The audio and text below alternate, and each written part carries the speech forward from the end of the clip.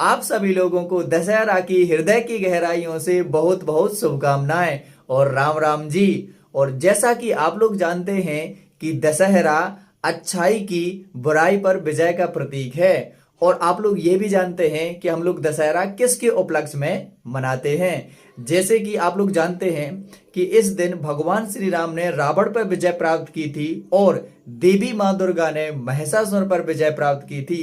तो इसी के उपलक्ष्य में हम लोग दशहरा को मनाते हैं। ठीक है, अब यहाँ पर मैं आप लोगों को बहुत ही महत्वपूर्ण बातें बताने वाला हूं जो कि दशहरा के पर्व पर बहुत ही आपके काम की हैं। ठीक है, तो सबसे पहले तो मैं आपको बताता हूं दशहरा को मनाने की विधि कि आप लोग दशहरा को कैसे मना सकते हैं। वैसे आप लोग तो जानते ही हैं कि किस तरीके से मनाना है, लेकिन मैं आप लोगों को बता देता हूं, ठीक है, जो मुझे आ रहा है।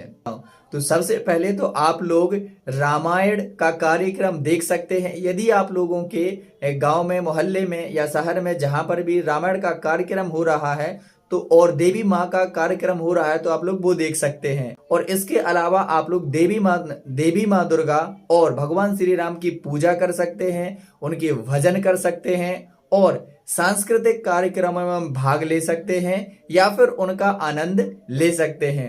तो इस प्रकार से आप लोग बढ़िया से दशहरा को मनाइएगा। ठीक है, तो अब मैं आप लोगों को वो बातें बताता हूं जिन बातों का आप लोगों को आज के दिन संकल्प लेना है। तो पहली बात तो ये है कि आप लोगों को सत्य और ईमानदार रहना है, बिल्कुल भगवान राम की तरह है। ठीक है, उनके जैसा सत्य और ईमानदार रहना है, पहली बात।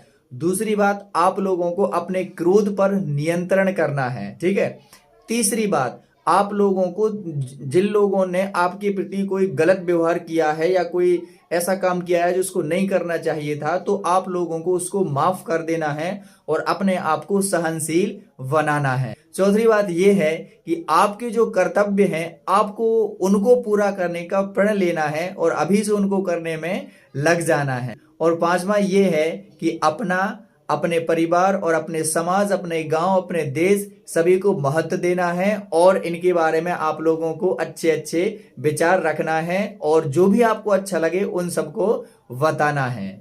तो अब मैं सबसे इम्पोर्टेंट बात बताने वाला हूं जो कि है कि दशहरा के दिन आप लोगों को क्या नहीं करना है। और ये बात ये नहीं कि केवल दशहरा के दिन नहीं करना है, ये काम तो आप लोगों को कभी भी नहीं करना है। ठीक है, और आप ये काम नहीं करेंगे तो आप लोग खुद ही देख लेना कि आपकी जिंदगी है वो कितनी बेहतर हो जाएगी।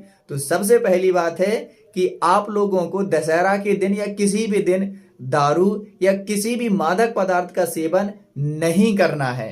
मैं मानता हूं कि इन मादक पदार्थ या दारू का सेवन करने से आप लोगों को कुछ समय के लिए आनंद की अनुभूति होती है। आप लोग अपने आप को ऐसा पूरे संसार का राजा समझने लग जाते हैं और बिल्कुल आप लोग बिल्कुल फुल मस्ती में हो जाते हैं।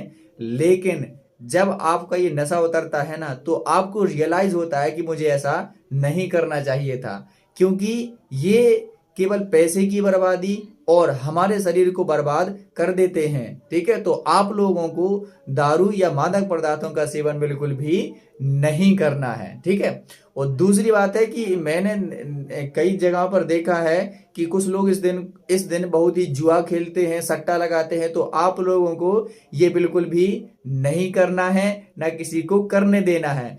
उनको बहुत ही अच्छे तरीके से समझाना है कि भाई ये गलत है, इसको करने से केवल पैसे की बर्बादी होती है और घर परिवार में भी तनाव की स्थिति बनती है। आप लोग ये खुद जानते हैं। तो ये एक अच्छा मैसेज था जो मैं आप लोगों को देना चाहता था। तो आप भी इस मैसेज को समझिए और लोगों को समझाइए। और एक बार फिर से आप सभी लोगों को दशहरा की राम राम, जय सिया राम।